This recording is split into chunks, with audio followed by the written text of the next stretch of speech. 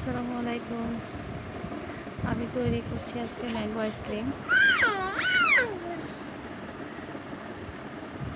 Mango আইসক্রিমে বেশি উপকরণ লাগে না, 3টি আম, 1 লিটার দুধ শুকিয়ে 250 গ্রাম করে নিয়েছি।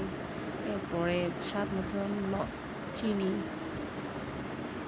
দিয়ে আমের পিউরিটা আমি ছাঁকনি দিয়ে ছেঁকে আঁশটা ফেলে দিয়েছিলাম 3টি আমের, ওই পিউরিটি আমি ব্যবহার করেছি।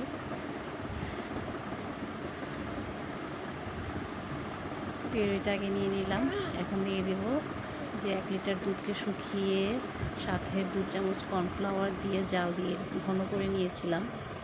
সাথে স্বাদ মতন চিনি, আপনারা যে যেরকম মিষ্টি পছন্দ করেন সেভাবে দিয়ে নেবেন। দিয়ে ঘন করে একসাথে দুটো ব্লেন্ডার জারে দিয়ে দিলাম।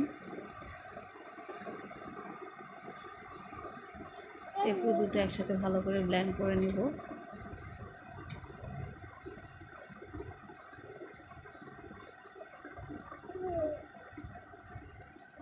নর্মাল স্পিডে ভালো করে একটু ব্লেন্ড করে নিলেই হবে।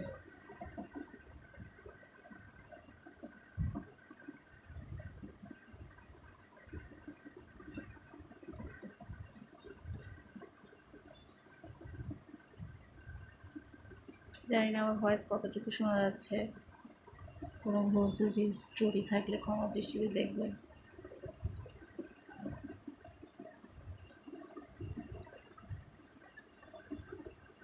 ব্লেন্ড করা শেষ।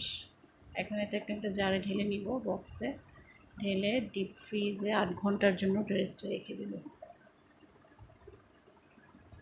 এই বক্সে নিয়েই আমি 8 ঘন্টার জন্য ডিপ ফ্রিজে রেখে দেব। ডিপ ফ্রিজ থেকে বের হওয়ার লুক তো আপনাদেরকে ফার্স্টেই দেখালাম। সর্বপ্রথম যে আইসক্রিমটা মোল্ড আউট করলাম দেখালাম আপনাদেরকে, সেটাই।